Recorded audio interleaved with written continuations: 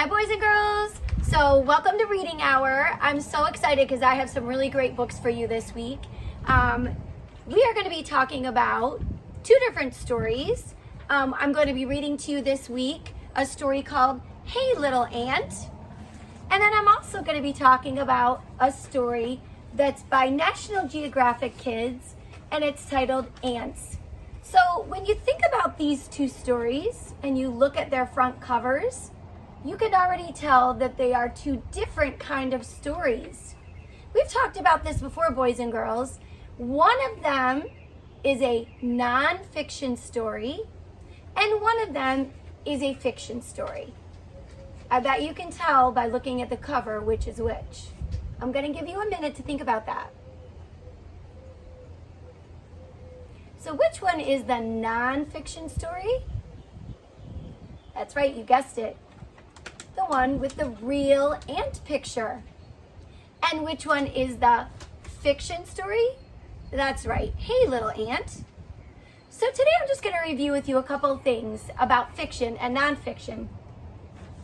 On my anchor chart here, I have the stories. I have Hey Little Ant, and it's under the word fiction. And then over here, I have the picture of the Ant book by National Geographic Kids, and it's titled Nonfiction. So let's kind of review some of the things that we know about fiction versus nonfiction. We know that when we read a fiction story, it's going to have drawings, maybe by an illustrator.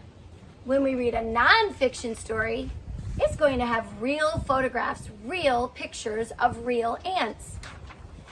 When we read a story that is fiction, it's going to actually tell us a story, something fun that we can read for enjoyment.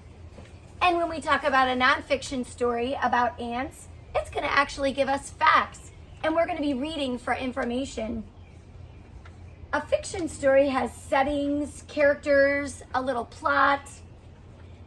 And a nonfiction story is going to have a table of contents that's going to tell us what we're going to read about inside. It also has, in a fiction story, sometimes it's going to have rhyming words. And then in a nonfiction story, it's going to have a glossary filled of vocabulary words that we're going to need to use to learn more about our ants inside of the story. All right? So today I'm going to actually start off with a nonfiction story, and underneath your reading category, when you go to your calendar for things that you need to complete today, you're going to listen to Mrs. Lucas reading the story Ants, and then you're going to have to do a labeling on Seesaw, and I'm going to do that with you today. I'm going to go ahead and we're going to read the story Ants, and then we're going to go ahead and we're going to label our story. All right? So we're going to go ahead and read the story Ants right now. National Geographic Kids, Ants. And they're boys and girls, just like we talked about a nonfiction story. There's a real photograph of a real ant on the front. And then when you open it up, another attribute of a nonfiction story. Nonfiction stories are going to have table of contents in there. And here tells us what we're going to read about. Ants all around. Do you know how many ants live in the world? More than 10,000 trillion billion million ants. That's a lot of ants. Ants live in fields and forests. They live under sidewalks too. Ants are everywhere. How do you say this number? It's 10 quadrillion. Can you say quadrillion? That's pretty cool to know that number, right, guys? And this picture, what you're looking at, these are all ants. That's an anthill. An ant is an active insect. Its tiny waist helps it bend and wiggle through tunnels. Its 6 long, strong legs creep and crawl. Its 2 large eyes see the world. Its super tough jaws munch and crunch. Its long feelers touch and tap. This is a wood ant. Ants at home. So this is a really important word here because ants actually live in something called a colony, and I'm going to ask you to remember that word because that's going to be one of our vocabulary words that we're going to talk about later. 1 ant, 2 ants, 3 ants, 4. See 1 ant, you'll see lots more. Ants live in large groups. A group of ants is called a colony. A group of ants that live together, that's what a colony is. Some colonies have millions of ants. An ant colony lives in a nest. Most ants build nests underground. An ant nest is full of tunnels. Each tunnel leads to a little room. And this is an underground ant nest. These are the tunnels. And then in here, these are each room. So this is the tunnel, and these are the different rooms. Some ants do not live underground. They live inside hollow thorns, between rocks, in rotting trees, in nests made of leaves.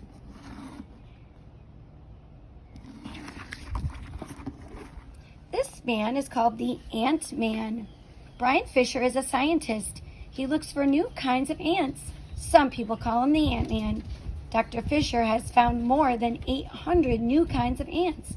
He can't wait to find more. An ant's life. The queen is the biggest ant in the colony. She lays eggs all day long. That's her only job. Can you believe that, guys? She lays eggs all day long. When the eggs hatch, they lay little larvae wiggle out. A larva is like a worm. They eat and they eat and they eat, and then a larva turns into a pupa. A pupa do not move, and they do not eat. And after a few weeks, they break out of their pupa and they turn into adult ants. Larva. Larva is the second stage of the life in an insect. Larvae spent most of their time eating and growing, and that's what they were talking about when they said it looks like a worm. The little worms are the larvae. And then they go into the third stage called a pupa. This is the third stage of the life of many insects. Some ant pupa are surrounded by a cocoon. So you can see these are all the little eggs, and then they wiggle out and become worms, and those worms eat and eat and eat. And then this is a pupa. This is a big ant that's already alive, an adult, taking care of a pupa. Most of the ants in a colony are workers. All worker ants are female. Inside the nest, some worker ants dig new tunnels. Others take care of eggs, larvae, and pupa. So it sounds like they all have a job. Outside the nest, some worker ants collect food, and then others guard the nest. Isn't that interesting, guys? They all have a job, right? Ants with wings. Winged carpenter ants. A few ants in the colony have wings. Some are females and some are males. Ants with wings fly out of the nest. They start new colonies. Superhero ants. Oh, I love that name. So if you look, an aqua ant lives in Australia. She can swim, dive, and even live underwater. A mama marvel is an African driver ant. She lays 50 million eggs a year. Hulking Hercules. It is a bulldog ant. She can lift more than 20 times her body weight. Wow, look at that. And then the big biter. We don't want to see the big biter, I don't think. She is a trapjaw ant. She has the fastest bite in the animal world. The biter can snap her jaw shut at a speed of 145 miles an hour. Wow, that's amazing. What's for dinner? Most ants catch and eat other insects. Some ants eat dead animals. A leafcutter ant grow their own food, and they have fungus gardens inside their nest. So if you look really carefully there, this is a leafcutter ant, and they eat off of their fungus gardens that they grow themselves. And then over here, aphid. I'm not sure, but I think an aphid is a ladybug. So it says, many ants take care of aphids. I'm going to have to find out what that is, because I know we used to have a game that we played with Peyton and Cameron, and they had aphids in it, and it was a ladybug game. Aphids are small insects. They make sugary poop that ants like to eat. Yummy. How do you say aphid? It's like this, aphid. That pH digraph right there makes the F sound. Fungus, a living thing that is not a plant or an animal. Mushrooms are a kind of fungus. We're going to have to find out about these aphids. All right, army ants. An army ant hunts for food every day. The colony looks like a moving, munching carpet. Army ants sting and bite everything in their path. They can kill insects, spiders, lizards, and even baby birds. An army ant colony can be as wide as a street. It can be longer than an entire football field. Wow. Army ants are not the only ants that sting and eat animals. Fire ants have poison that they inject into other insects, animals, and even people. It leaves a burning feeling. That's how fire ants got their name. There are more than 280 different kinds of fire ants. I don't know about you guys, but I have definitely been bitten by a fire ant before, and it really hurts and itches. It's not fun. Hooray for ants! Ants are an important part of our world. They are food for other animals. Birds, frogs, and spiders eat ants. So do monkeys and aardvarks. As the ants dig tunnels, they mix the dirt, and plants grow better in dirt with ants. So really, that's pretty awesome too. They are an important part of our world. A leaf cutter ant digs up a lot of dirt when they build a nest. Scientists weighed dirt one colony dug up, and the dirt weighed as much as 6 elephants. Wow, amazing. And that is the end of the story. So these are just some really important vocabulary words that I talked about. Colony, right? A group of ants that live together. A larva, see how it looks like the worm? And they eat and they eat and they eat, and that's the second stage. Pupa, the third stage in the life of an insect. And then the fungus, that was a living thing that is not a plant or an animal. It's what this type of ant grows right inside of their home that they can eat off of. So I hope you enjoyed my story. And now we're going to go and see if we can label the parts of an ant. Okay guys, so here I have my ant drawing, and an ant has 3 parts. If you remember from our Get Buggy, did you guys do Get Buggy? I think you did it with the scientists that came into our school, and we did our in-school field trip. So head, thorax, abdomen, abdomen, head, thorax, abdomen, abdomen.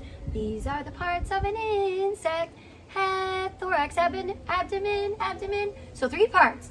It also has 6 legs. Also antennas, right?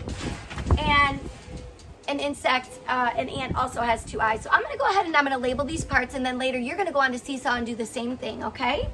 So I'm gonna start right here. This is his head.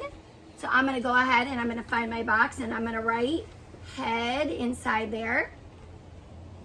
All right? And these little things coming out of his head, I bet you guys know what those are, right?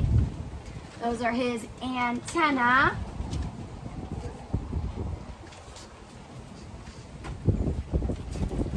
Okay. And then we have his thorax. And that's the center of it, center section of his body.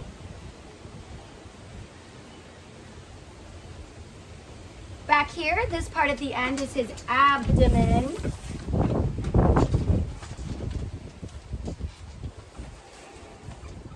And of course, his legs. So guys, I'm gonna ask you today, when you have some time, to go on and do Seesaw and just go ahead and label those parts. And then I want you to be thinking about one fact about an ant that you learned that you can write about later on this week, okay? So be thinking about that, because we're going to be doing some facts about ants. So be sure that you keep some of those facts in your mind, and if you need to go back and rewatch Mrs. Lucas's video again, just to listen to the story again, you definitely are welcome to do that, all right guys? So have a great afternoon.